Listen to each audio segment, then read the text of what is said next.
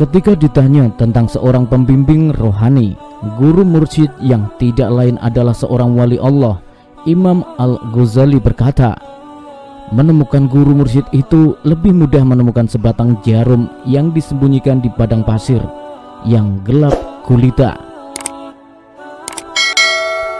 Bisa kita bayangkan bagaimana sulitnya menemukan sebatang jarum di tengah padang pasir di gelap gulita. Dalam kondisi terang pun akan sulit menemukannya. Ungkapan Al-Ghazali yang digelar sebagai Hujjatul Islam tidaklah berlebihan. Coba kita simak beberapa dalil berikut tentang wali Allah. Dalam hadis qudsi, Allah berfirman yang artinya, para waliku itu ada di bawah naunganku. Tiada yang mengenal mereka dan mendekat kepada seorang wali kecuali jika Allah memberikan taufik hidayahnya. Abu Yazid Al-Bustami mengatakan, para wali Allah merupakan pengantin-pengantin di buminya, dan takkan dapat melihat para pengantin itu melainkan ahlinya.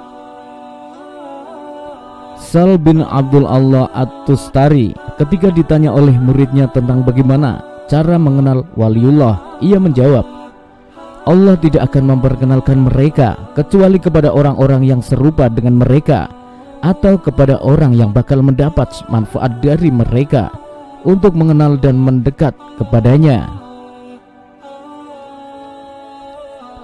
Ada ungkapan yang mengenal wali ya wali. Wali Allah atau siapa yang mempunyai derajat tinggi menjadi seorang yang dikasih Allah, dan Allah berkenan memberi petunjuknya untuk memudahkan umat Rasulullah atas petunjuk langsung dari memberikan beberapa petunjuk ciri-ciri seorang wali Allah. Dari Abu Umamah radhiyallahu an, Rasulullah sallallahu alaihi wasallam bersabda, berfirman Allah yang maha besar dan agung, di antara para waliku di hadiratku yang paling menerbitkan iri hati ialah si mukmin yang kurang hartanya, yang menemukan nasib hidupnya dalam sholat, yang paling baik ibadat kepada Tuhannya dan taat kepadanya dalam keadaan tersembunyi maupun terang. Ia tak terlihat di antara khalayak, tak tertuding dengan telunjuk, rezekinya secukupnya, tetapi ia pun sabar dengan hal itu. Kemudian beliau sallallahu alaihi wasallam menjentikan jarinya lalu bersabda, kematiannya dipercepat, tangisnya hanya sedikit dan peninggalannya amat kurangnya. Hadis riwayat At-Tirmizi.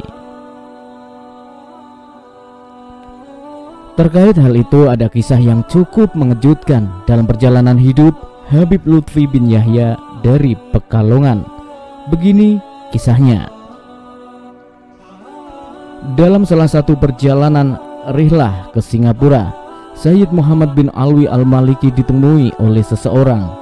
Setelah lama duduk bersimpuh di hadapan Sayyid Muhammad dan berbincang-bincang lama, sesaat kemudian orang tersebut berpamitan untuk berangkat ke Indonesia, hendak menemui salah satu Habib yang terkenal di Indonesia, yakni Habib Muhammad Lutfi bin Ali bin Hashim bin Yahya Pekalongan, Jawa Tengah.